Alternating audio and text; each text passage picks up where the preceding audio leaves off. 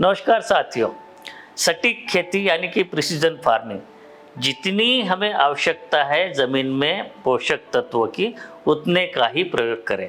तो सोयाबीन की खेती में 25, 60, 40, 20 किलोग्राम नाइट्रोजन, फास्फोरस, पोटाश और सल्फर की मात्रा लगेगी और इसको हम 3 तरीके से दे सकते हैं। पहला तरीका यूरिया, सुपर फास्फेट और पोटाश, मात्रा आप स्क्रीन पे देख रहे हैं। दूसरा तरीका है डीएपी, लेकिन इसके साथ में आपको पोटाश भी डालना पड़ेगा और साथ ही साथ सल्फर की अतिरिक्त पूर्ति करनी पड़ेगी। तीसरा जो तरीका है मिश्रित उर्वरक यानी कि 12-32-16, लेकिन इसके साथ में भी आप 25 किलोग्राम बेंटोनेट सल्फर डालना पड़ेगा। इन तीनों में से कोई भी आप विकल्प ले सकते हैं और इसके साथ साथ ये जरूरी है कि जब आप बोनी के समय पे बीज उपचार करेंगे तो हमारे संस्थान द्वारा विकसित कंसोर्शिया है या राइजोबियम पीएसबी के कल्चर है, उससे उपचारित करते हैं तो अनुशंसित उर्वरकों की 25% मात्रा में हम कम कर सकते हैं। दूसरा जो है बीजोपचार करना है, तो बीजोपचार जब हम राइजोबियम पीएसबी से करते ही है, उसके जगह पे जो अनुशंसित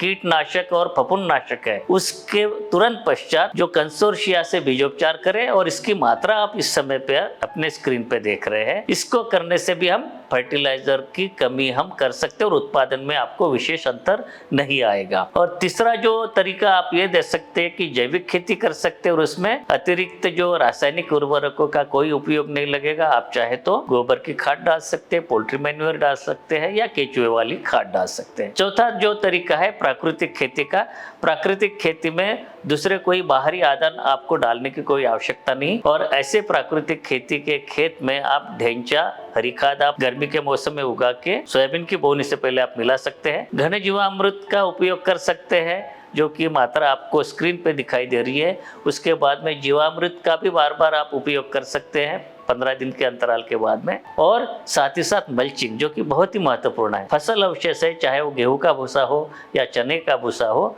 अपने खेत में मिला के आप उपयोग कर सकते हैं, जिससे कि सोयाबीन के खेत में पोषण प्रबंधन होगा। तो ये हो गई सटीक खेती की बात। यदि ये तरीके अपनाते हैं तो बगैर किसी उत्पादन में नुकसान किए आप उतना ही उत्पादन प्राप्त कर सकते हैं। धन्यवाद।